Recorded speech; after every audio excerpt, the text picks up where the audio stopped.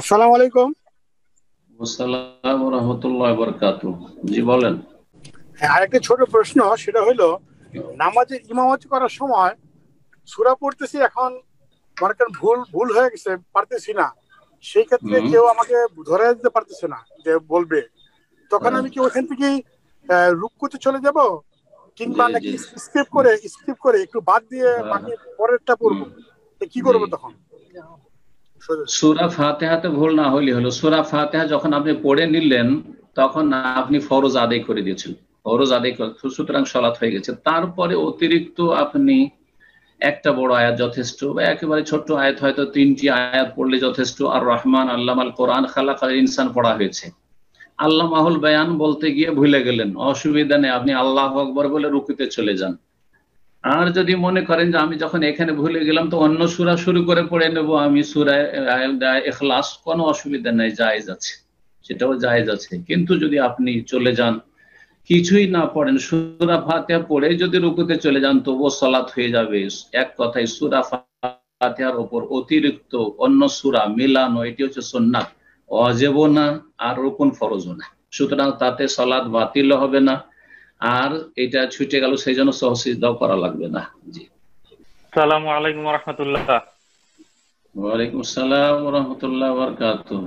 মাশাআল্লাহ তাবারাকাল্লাহ। ফরহাদ ভাই বলেন, কোথা থেকে আপনি? আমি তো জানছি, ভাইরা জানো যে। শাহেক শাহেক জার্মানি থেকে, সবার জার্মানিতে শুভেচ্ছা আছে। করছি জার্মানি থেকে। আপনার মেসেজটাতেই জাযাকুমুল্লাহ আজকে আর কি খাইর, জয়েন করলাম। জাযাকুমুল্লাহ খাইর। জাযাকাল্লাহ জাযাকাল্লাহ।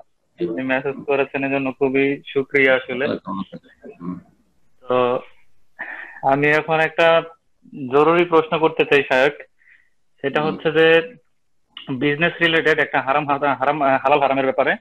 হুম, একটা 50 জন লোকের একটা অংশীদারি ব্যবসায়, সেখানে বেশ কিছুদিন আগে প্রায় 10-11 জনের মতো একটা গ্যাপ হয়েছিল, কয়েকজন অংশীদার চলে গিয়েছিল, তো তাদের পরিবর্তে নতুন 11 জন অংশীদারকে জয়েন করিয়েছিলাম আমরা। তো একসাথে ব্যবসায়ের প্রথমে আমরা যেই টাকা দিয়ে বেছিলাম, তো প্রায় 2 বছর পরে গিয়ে সেই ব্যবসার মূল্য মানটা একটু বেড়েছে। তো স্বাভাবিকভাবেই আমরা যে নতুন 11 জন শেয়ার হয়ে 1 লক্ষ টাকার ক্ষেত্রে ততদিন পর্যন্ত কোনো সমস্যা ছিল না। মানে যে আমরা একটা শেয়ার বিক্রি আসল করেছি, প্রশ্নটা বিক্রিত পণ্য সংক্ষেপে আমরা করেন। যেই দামে বিক্রি যে করি, তা এখন সেই ক্ষেত্রে সংক্ষেপে, তখন পর্যন্ত সমস্যা সংক্ষেপে ছিল আসল না। এখন প্রশ্নটা একটা বলেন। সমস্যা হয়েছে। জি স্যার, এখন সমস্যা হয়েছে, ওই শেয়ারের কোনো মালিক মালিক ছিল না, তাই যে দামে বিক্রি করেছি বিক্রি করতে পেরেছিলাম। কিন্তু এখন রিসেন্টলি 3 জন শেয়ার হোল্ডার চলে গিয়েছে, তাদের শেয়ার আবার অন্যত্র বিক্রি করেছি। এখন যে শেয়ার হোল্ডারদেরকে ফেরত দেওয়া হয়েছিল পরিচালনা পর্ষদ থেকে টাকা, হচ্ছে তারা যেই টাকা দিয়ে ব্যবসায় অন্তর্ভুক্ত হয়েছিল সেই টাকাটাই ফেরত দেওয়া হয়েছে। কিন্তু ওই 3টা শেয়ার বেশি। এখন এই বেশি টাকাটা যে নেওয়া হয়েছে এটা ব্যবসার মধ্যে রেখে দেওয়া হয়েছে, কিন্তু যাদের শেয়ার বিক্রি করা হয়েছে তাদেরকে ফেরত দেওয়া হয় নাই এই বেশি টাকাটা। এই ক্ষেত্রে এটা হুম, হালাল নাকি হারাম, জি এই জি, জিনিসটা বুঝতে একটু জানতে চাই। না, হালাল হয়নি।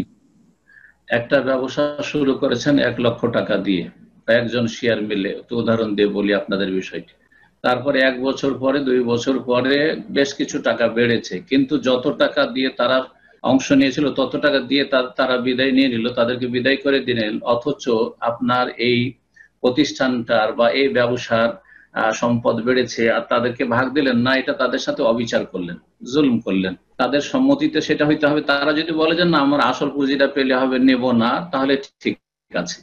যদি তারা এইভাবে বলে, আর না হলে আপনাদেরকে ঠিকভাবে হিসাব লাগিয়ে, যদি কম হয়ে যায় তাহলে তারা লস স্বীকার করবে, আর বেশি হলে তারা লাভটা বা লভ্যাংশ থেকে যতটা পাওয়ার তারা পাবে, এটাই করতে হবে, তাহলে ইনসাফ হবে। জি, আশা করি বুঝতে পেরেছেন।